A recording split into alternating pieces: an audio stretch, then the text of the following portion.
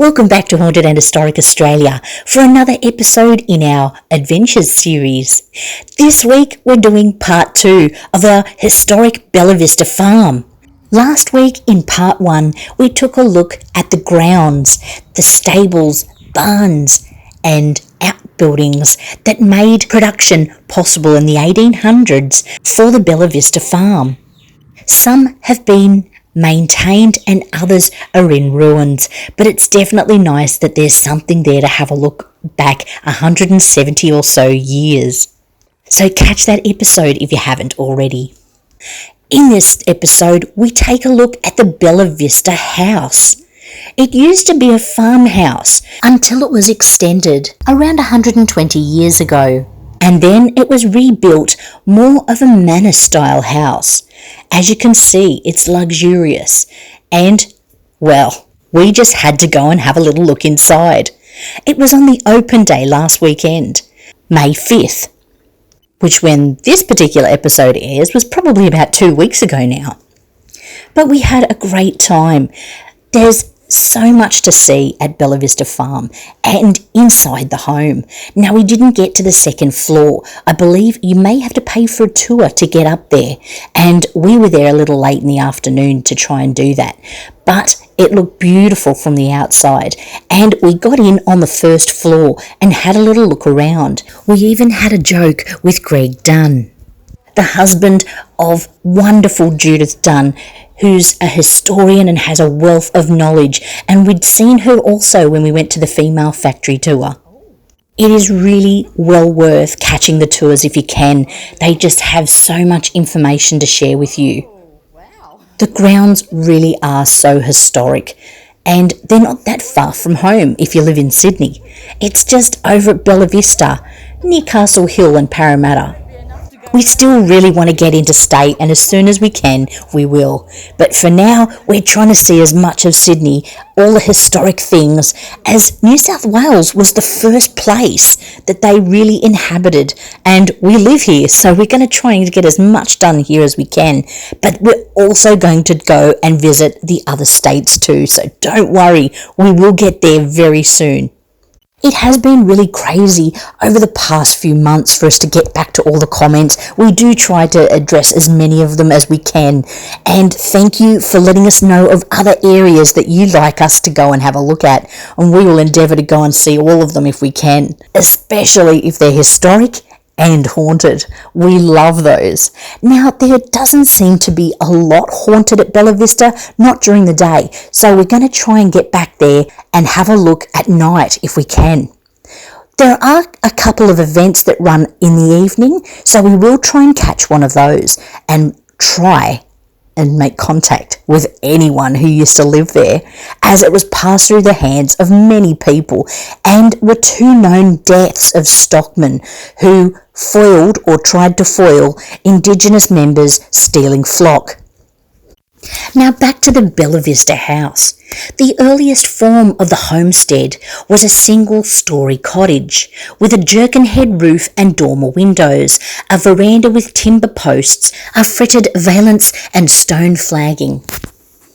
This form of building, often referred to as Hawkesbury vernacular, it was a very common style of house, and examples still survive in the Windsor and Ebenezer regions. The kitchen wing contained the maids' quarters, pantry and kitchen, was separately located at the rear of the cottage and probably connected by a breezeway. It was customary to keep fire away from the main house. It was believed that the original cottage and kitchen block were thought to have dated from around the Robertsons' occupation of the property, between 1835 and 1838. This timeline had been established when the value of the property rose around that time, and it was usually when buildings were established that the property increased in value. Greg was nice enough to share a bit of his bush poetry. We hope you enjoy. Which I like. Oh, there goes the gun. Just when all the chips are down, there's nothing more to lose. Desperation tells you you'll find comfort in the booze. You risk the urge to getting drunk and try to battle through it. You seek assistance from your friends who tell you you can do it. When you take friends to a restaurant, you take your stuff as leather. You try hard to change the subject and talk about the weather. You try hard to disguise your grief and hold your hand up while you chew it. There's no way you can get rid of it. Just go ahead and do it. Your mate's got problems with his house. The kitchen tap needs fixing. You're washing up is difficult. Of course, hot water isn't mixing. The wrench you've got is far too big, and sure enough, you screw it. The plumber sends a way to go. Don't talk about it, just do it. When the cranky bloke next door persists in watering his garden and drowns your new petunias and you don't give no beg pardon, the topsoil washes down the drain and you're about to lose your cruet. You want to knock his block off, well then stop it all, just do it. That's brilliant. A lot of the information has been found by historians and contributed by the families or the descendants of the families who lived there. The present homestead was a modification of that single-storey cottage and is thought to have occurred around 1880 when the property was in its peak production. The jerkin head roof of the single-storey cottage was removed and a second storey added. At this time, additions were also made to the east. The veranda was also extended to form a double-height veranda and iron lace columns and a balustrade added. The French doors to the first floor verandas and the Venetian windows to the eastern elevation appear to have been added when the house was extended around 1890. Original kitchen wing holding the maids' quarters, the kitchen and the pantry is on the right-hand side of the main house. It really is a lovely estate and well worth checking out. So many of these buildings, these wonderful historic buildings, were demolished over the last 200 years, so it's great to see Bella Vista Homestead still stands. Even if it has been extended, it is still a wonderful example of how things were 200 years ago, or roughly around 170 years ago. Definitely get down there for one of the open days and have a look. The place is heritage listed, so it will be around for a very long time. But definitely go and check it out. They really put on a really welcoming show. Dressed in the old colonial clothes, and they have so much information to share with you. The old stuff.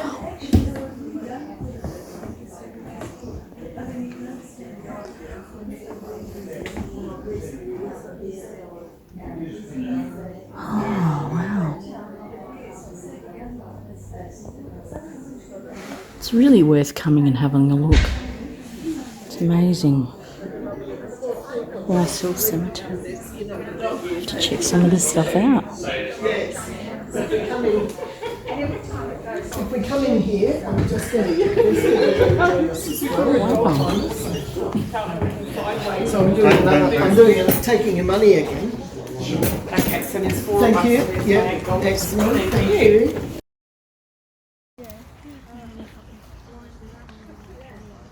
I'm sorry, darling. I know, and I'm very grateful, darling.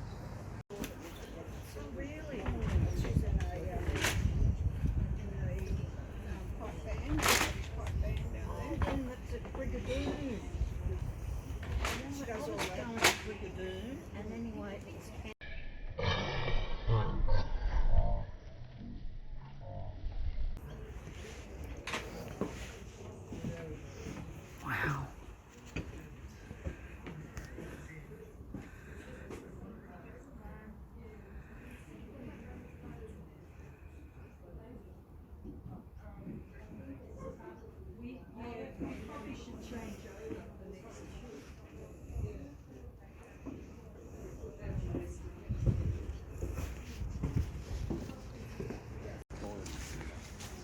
You don't want to do it?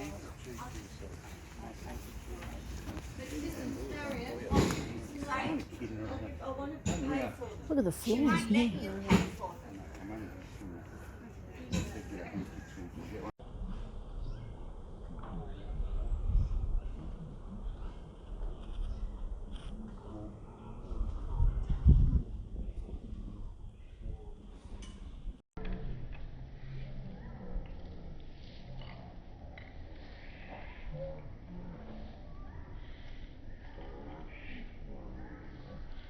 Years ago when I was a kid and she couldn't believe it. Because I don't people know what I like, but I didn't like this. I think she gave it to me.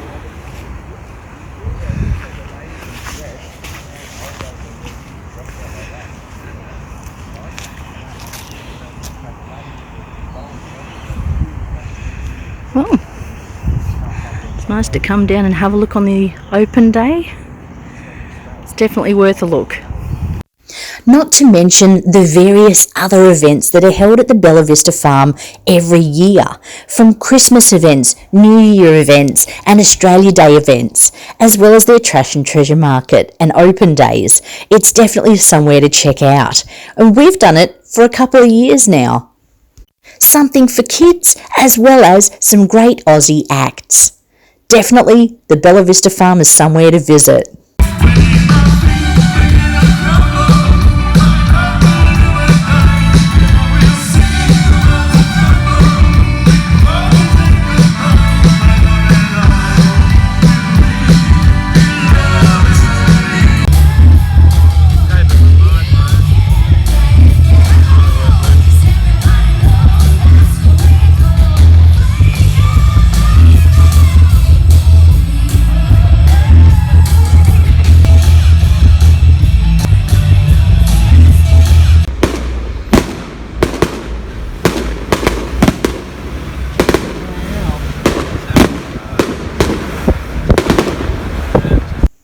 If you like this episode, definitely give it a like and subscribe if you haven't already, as well as hitting that notification bell so you're aware when we're posting up more adventures.